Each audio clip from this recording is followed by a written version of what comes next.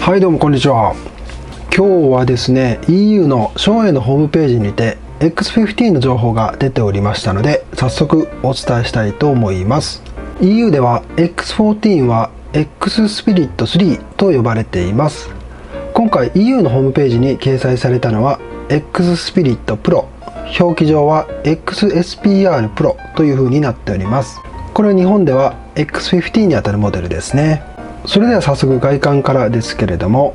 X14 と比べると頭頂部の前後方向に走るリブがより目立ちまして、少し角張った印象となりました。そして後頭部の左右にはスポイラー一体型のエアスリットが設けられています。これは HJC の α70 にも以前あった機構ですね。 X14 の特徴であった後頭部シルバーのフラップについては最後部の左右2枚のみとなりまして、中間の3枚はなくなっております。そして中間の羽があった場所には左右のリブ状に沿って新形状のエアアウトレットが左右2箇所設けられてますね。以上のような外観形状の改善によりまして空力性能はドラッグ、リフトともに 3% 改善されております。このような形状変更の狙いとしましては、頭頂部の前後方向に走る左右のリブはおそらく車でいうところのカモメルーフに近い効果があると考えられます。これはですねプリウスやアクアの天井形状にも採用されているんですけれども、天井真ん中をへこませて気流を中央に集めることで整流効果がありまして、また前面からの投影面積の減少に役立っているんですね。そしてこの前後に走るリブがより前作より立ち上がっているような印象なんですけれども、これはですね頭頂部と側頭部の気流の干渉を防いでいるものだと思われます。側頭部と頭頂部の気流が干渉しますとですね、後引き渦、トレーリングボルテックスと呼ばれるんですけれども、物体の後部に渦が発生しまして、そして強いドラッグになってしまうんですね。これはよく車のリア形状の設計などでも問題になるんですけれども、このトレーリングボルテックスの発生を抑制するためには横と上の気流の干渉を防ぐということが重要になってきます。そのためにあえて後ろの後部のピラー周りを角張らせて設計したりすることがあるんですが、これと同じような狙いを持ってこのように設計されているんだと思われます。そして後頭部左右のエアスリット、これ新たに新設されておりますが、これにつきましても後頭部エリアの剥離しやすくなっているこの気流を強制的に後頭部へ抜いていく機構ではないかと思われます。そして全体的な後頭部に向けての絞りなんですけれども、これもですね X14 よりきつくなっているような印象がありますね。そして顎下につけるチンスポイラー、こちらも健在ですね。続いてベンチレーションなんですが、口元はシールド内側を流れるインテーク、そしてチークベントの2箇所。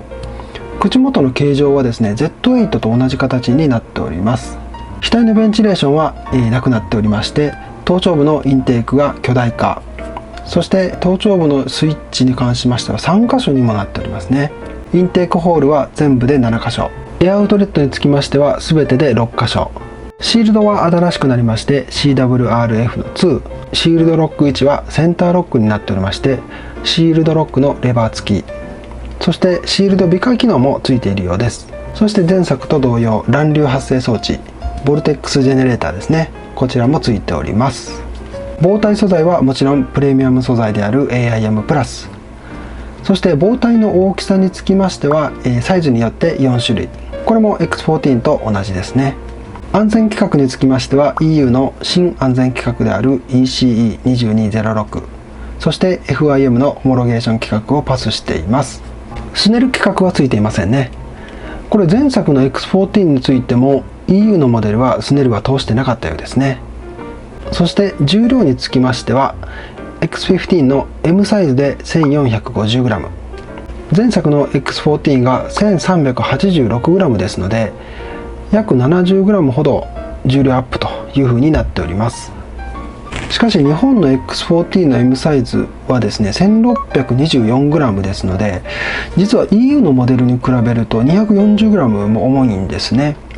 これはですね理由としまして、スネル規格を通しますとどうしても重量がアップしやすいという点があるようです。ですので日本版の X15 がどれぐらいの重さになるかというのはスネル規格を通すかどうかで結構変わってくるんじゃないかなというふうに思っております。内装につきましては緊急時にチークパッドを引き抜くエマージェンシークイックリリースシステム、そして前傾時に内装の角度の調整ができる機能など、この辺りは前作と同様のようです。チンスポイラーやチンカバー、こちらも付属しております。また新たに変わった点といいますと、レース用にハイドレーションシステムを口元に設置できるようになっておりますね。カラーにつきましては現在ホームページに載っているのがホワイト、マットブラック、ツヤありブラックの3種類です。価格についてはまだ発表されていないようですね。はい、ということで X15 の最新情報は以上です。興味のある方はですね、松栄の EU のサイトを覗いてみてください。はい、ということで本日の情報はここまで。ありがとうございました。